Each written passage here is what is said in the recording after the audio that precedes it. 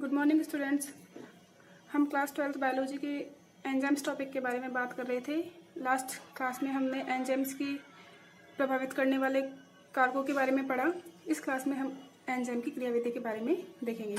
देखिए, जब हम एंजाइम की क्रियाविधि के बारे में देखते हैं तो एंजाइम क्या करता है, अभिक्रिया की दर को प्रभावित करता है। इस क्रिया को करने के लिए एंजाइम क्या करेगा, दो तरीके से या दो चरणों में काम करता है। इसमें पहला तो है एंजाइम क्रियाधार जटिल का निर्माण।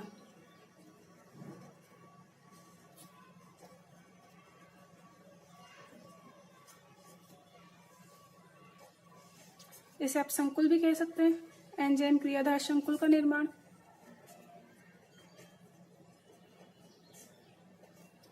Formation of enzyme substrate complex. और सेकंड इसमें पॉइंट आता है सक्रियण ऊर्जा में कमी।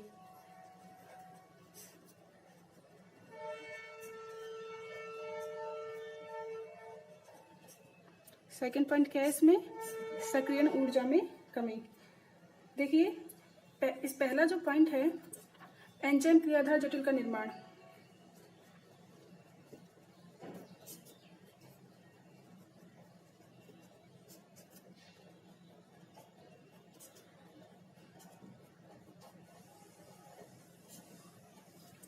Formation of enzyme substrate complex.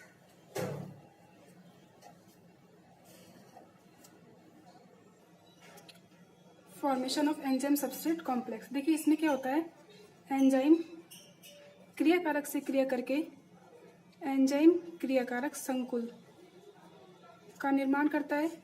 यह एंजाइम क्रियाकारक संकुल आपस में क्रिया करके प्रोडक्ट में परिवर्तित हो जाता है और हमारा एंजाइम हमें ज्यों का त्यों मिल जाता है और हमें लास्ट में क्या मिल जाता है, हमारा प्रोडक्ट। ये जो एंजाइम सबस्ट्रेट क्रिया, एंजाइम और सबस्ट्रेट की क्रिया है, ये उत्क्रमणीय रिवर्सिबल अभिक्रिया होती है। इसमें क्या होता है कि एंजाइम सबस्ट्रेट से क्रिया करके कॉम्प्लेक्स बना देगा। यह कॉम्प्लेक्स बनाने के बाद पुनः पृथक भी हो सकते हैं और या फिर आगे उत्पाद का निर्माण कर देते हैं। देखिए कैसे होगा, हमें पता है कि एंजाइम के पास एंजाइम की पूरी सतह आपकी क्रियाकारक से क्रिया नहीं करती है। इसके पास एक विशेष स्थल होता है जिसे हम बोलते हैं एक्टिव साइट, यानी कि सक्रिय स्थल। इस सक्रिय स्थल के पूरक, यानी कि इसमें फिट होने वाला, जो इससे क्रिया कर सके या इससे बंध बना सके, ऐसा हमारे पास क्या होता है, सबस्ट्रेट। यदि क्रियाकारक एंजाइम के सक्रिय स्थल के साथ फिट नहीं होगा, उसका पूरक नहीं होगा, तो यह क्रिया आगे नहीं होगी। आपका एंजाइम और सबस्ट्रेट क्रिया करेंगे, क्रिया करने के बाद क्या बना, एंजाइम सबस्ट्रेट कॉम्प्लेक्स बन गया। यह एंजाइम सबस्ट्रेट कॉम्प्लेक्स ES संकुल आगे जाके हमें हमारा एंजाइम ज्यों का त्यों अपने मूल रूप में वापस मिल जाएगा तथा हमारा जो क्रियाकारक है वो उत्पाद में निर्मित हो जाएगा। तो ये क्या हुआ, हमारा एंजाइम क्रियाधार जटिल का निर्माण, यानी कि इसमें मध्यवर्ती क्या बनता है, आपका एंजाइम क्रियाधार जटिल। देखिए, इसमें ये एंजाइम क्रियाधार जटिल कैसे बनता है, इसको सिद्ध करने के लिए या इसको समझाने के लिए अलग अलग वैज्ञानिकों ने अपने अपने विचार प्रकट किए। तो इसमें जो पहला सिद्धांत जो दिया गया है, इसे दो सिद्धांतों से समझाया गया है। कितने सिद्धांतों से, दो सिद्धांतों से, जिसमें ES संकुल के निर्माण को समझाने के लिए पहला सिद्धांत है तालाकुंजी सिद्धांत,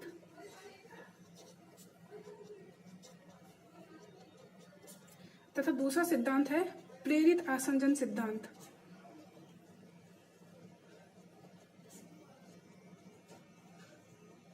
प्रेरित आसंजन सिद्धांत। तो इसमें हम पहला सिद्धांत देखते हैं, तालाकुंजी सिद्धांत। पहला सिद्धांत तालाकुंजी सिद्धांत।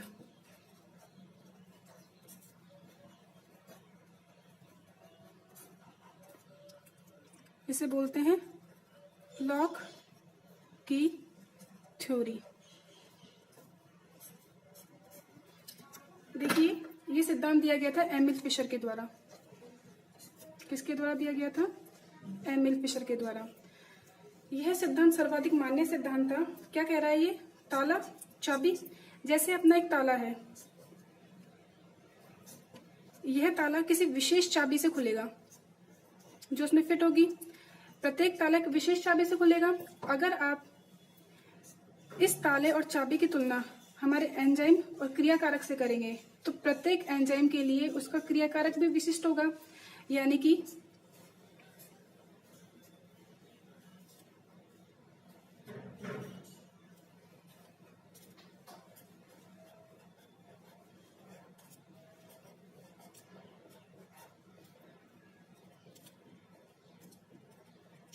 हमारे पास ये एंजाइम है और ये हमारे पास पहला क्रियाकारक, दूसरा क्रियाकारक और तीसरा क्रियाकारक। तो इस एंजाइम से कौन सा क्रियाकारक क्रिया कर पाएगा, बंध बना पाएगा, ये तो देखते हैं हम। ये वाला जो क्रियाकारक है वो इस एक्टिव सतह से यानी कि एक्टिव साइट से पूरक है, नहीं है। सेकंड वाला इसका पूरक है, जबकि थर्ड वाला भी इसका पूरक नहीं है। तो क्रियाकारक नंबर 1, क्रियाकारक नंबर 2 और क्रियाकारक नंबर 3 में से केवल दूसरा क्रियाकारक ही इसका क्या है, सक्रिय सतह का पूरक है। तो क्या कह रहा है ये कि जैसे एक विशेष ताला एक विशेष चाबी से ही खुलता है, ऐसे एक विशेष एंजाइम और विशेष क्रियाकारक ही आपस में क्रिया कर पाते हैं। तो क्या हो गया ये ताला चाबी सिद्धांत। यहाँ पे जो एंजाइम है वो तो ताले के समान काम करता है, लॉक के जैसे काम करेगा, जबकि जो आपका क्रियाकारक है वो चाबी यानी कि की के जैसे काम करता है। इसके अनुसार क्या है, जो आपकी एक्टिव साइट है, एंजाइम की जो एक्टिव साइट सक्रिय स्थल है, ये दृढ़ होते हैं, जिसे हम बोलते हैं रिजिड, जो अपने आप में परिवर्तन नहीं करते। क्या कह रहा है ताला कुंजी सिद्धांत कि जो आपके एंजाइम है उसके सक्रिय स्थल में परिवर्तन नहीं होता, वो दृढ़ होते हैं, अपरिवर्तनशील होते हैं और केवल एक विशेष क्रियाकारक से ही क्रिया करते हैं। तो पहला मुख्य सिद्धांत ताला कुंजी सिद्धांत। इसी में दूसरा सिद्धांत है हमारे पास प्रेरित आसंजन सिद्धांत।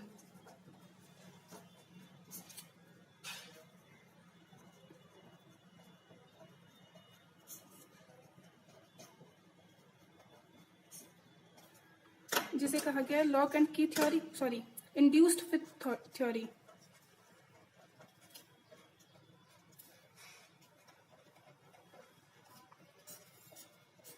देखिए क्या कहता है ये सिद्धांत। यह सिद्धांत दिया गया था कोसलैंड के द्वारा। किसके द्वारा दिया गया, कोसलैंड के द्वारा। ये क्या कह रहा है, आसंजन यानी जुड़ना, प्रेरित यानी प्रेरित करना। ये क्या कह रहा है कि अगर आपके क्रियाकारक को एंजाइम के साथ आसंजन यानी कि बंध बनाना है, इसके साथ क्रिया करनी है, तो क्या होगा, एंजाइम प्रेरित होगा। कि क्या कह रहा है ये, इस सिद्धांत का और तालाकुंजी सिद्धांत में ये अंतर है कि तालाकुंजी सिद्धांत कहता है कि आपका जो एंजाइम की सक्रिय सतह है वो दृढ़ है, वो परिवर्तित नहीं होती, अपने आप में कोई परिवर्तन नहीं करती। जबकि प्रेरित आसंजन सिद्धांत कहता है, प्रेरित आसंजन सिद्धांत कहता है कि जो आपके एक्टिव साइट है यह परिवर्तनशील होती है। कैसी होती है, परिवर्तनशील।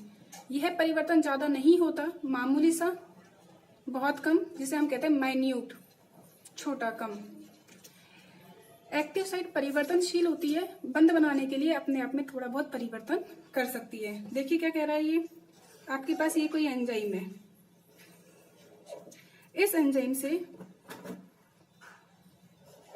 ये क्रियाकारक क्रिया करेगा। तो देखिए यहाँ पे क्या होगा,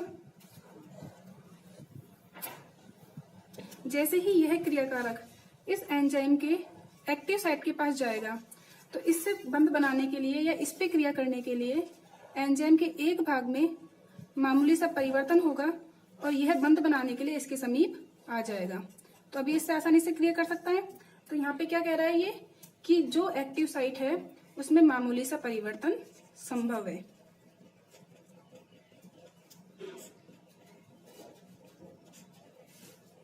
तो देखा आपने प्रेरित आसंजन सिद्धांत। एक बार दोबारा देखते हैं क्या कहा है सिद्धांत ने, कोसलैंड ने दिया। किसके द्वारा दिया गया, कोसलैंड के द्वारा। इसने क्या कहा कि जरूरी नहीं है कि जो सबस्ट्रेट है, जो क्रियाकारक है, वो इसके पूरक हो, इनमें थोड़ा बहुत परिवर्तन भी हो सकता है। तो क्या है ये, प्रेरित आसंजन सिद्धांत। तो देखिए एंजाइम की जो क्रियाविधि थी वो 2 चरणों में थी। पहला तो एंजाइम क्रियाकारक संकुल का निर्माण। अब यह एंजाइम क्रियाकारक संकुल बनके क्या करेगा, यह एंजाइम क्रियाधार संकुल करके सक्रियण ऊर्जा में कमी करता है, सक्रियण ऊर्जा के मान में कमी करता है। क्या होती है सक्रियण ऊर्जा? देखते हैं नेक्स्ट पॉइंट हमारा।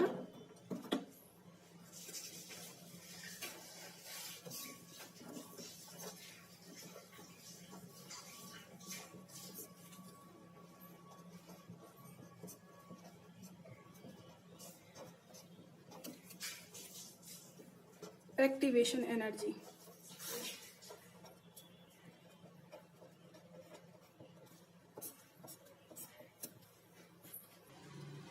सेकेंड पॉइंट है हमारा सक्रियण ऊर्जा में कमी।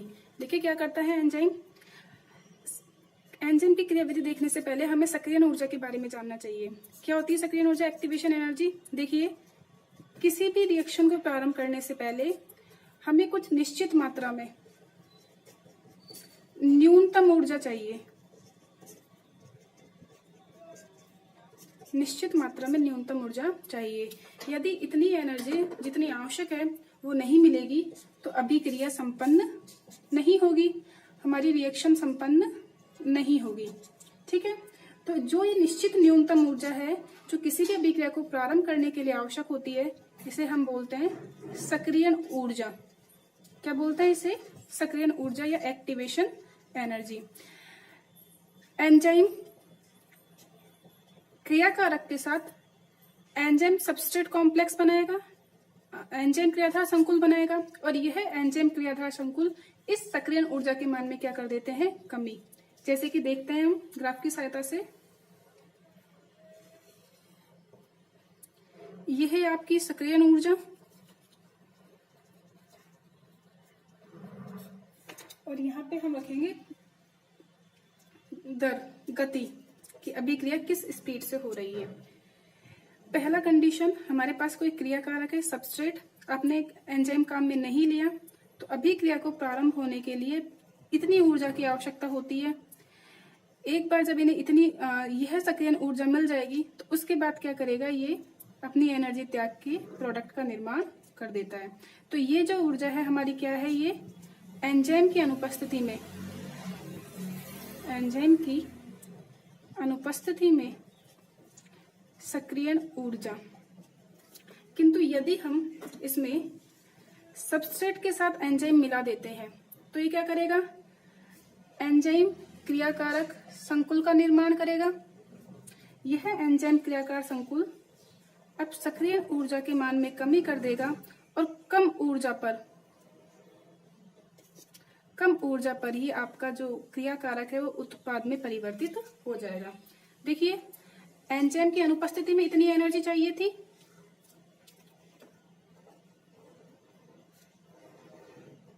इतनी एनर्जी किसकी चाहिए थी? एंजाइम की अनुपस्थिति में। जब आपके पास एंजाइम उपस्थित है तब क्या है? ये सक्रियण ऊर्जा। यानी कि एंजाइम की उपस्थिति ने इतनी ऊर्जा के मान को कम कर दिया। ये डिफरेंस हो गया, ऊर्जा का अंतर हो गया।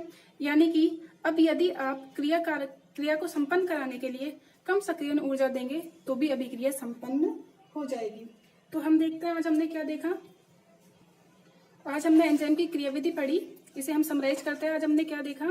देखिए एंजाइम की क्रियाविधि के लिए एंजाइम 2 चरणों में काम करता है। सबसे पहले एंजाइम आपकी क्रियाधार के साथ क्रिया करके एंजाइम क्रियाधार जटिल का निर्माण करेगा। यह एंजाइम क्रियाधार जो जटिल बनता है, यह जटिल बाद में एंजाइम तो हमें यूं का यूं मिल जाएगा और प्रोडक्ट में परिवर्तित हो जाएगा। अब इसमें इस एंजाइम क्रियाधार संकुल के निर्माण को 2 सिद्धांतों के द्वारा बताया गया है। पहला है तालाकुज्जी सिद्धांत और दूसरा है प्रेरित आसंजन सिद्धांत। तालाकुज्जी सिद्धांत एमिल फिशर के द्वारा दिया गया। एमिल फिशर क्या कह रहा है कि जो आपके एंजाइम है उसकी जो सक्रिय स्थल है उसमें परिवर्तन संभव नहीं होता। यह कैसी होती है? दृढ़ होती है। जैसे एक ताला एक विशेष चाबी से खुलता है, वैसे ही एक एंजाइम एक विशेष क्रियाकारक से ही क्रिया करता है। इसी में दूसरा सिद्धांत था प्रेरित आसंजन का सिद्धांत, जो कॉसलैंड के द्वारा दिया गया था। कॉसलैंड ने क्या कहा कि सबस्ट्रेट को जुड़ने के लिए एंजाइम अपने आप में थोड़ा बहुत मामूली परिवर्तन भी कर सकता है। तो ये होने वाला जो परिवर्तन है, ये क्या कहता है कि हमारे पास एक्टिव साइट की जो सतह है वो दृढ़ यानी कि फिक्स नहीं है, वो कैसी है? चेंजेबल है, उसमें चेंज हो सकता है। अब देखिए जैसे ही एंजाइम क्रियाकार संकुल बन जाएगा तो अभिक्रिया की सक्रियण ऊर्जा में कमी हो जाती है। सक्रियण ऊर्जा में कमी कैसे होगी? क्या होती है सक्रियण ऊर्जा? किसी भी अभिक्रिया को प्रारंभ करने के लिए जितनी न्यूनतम ऊर्जा चाहिए उसे क्या बोलेंगे? सक्रियण ऊर्जा। यदि वो नहीं मिलेगी तो अभिक्रिया संपन्न नहीं होगी। अगर आप एंजाइम की अनुपस्थिति में क्रिया करवाएंगे तो सक्रियण ऊर्जा का मान अधिक होगा, लेकिन एंजाइम की उपस्थिति में जैसे ही एंजाइम सबस्ट्रेट कॉम्प्लेक्स बनता है तो सक्रियण ऊर्जा के मान में कमी हो जाती है। आज के लिए इतना ही, अगला नेक्स्ट वीडियो में देखेंगे। Thank you.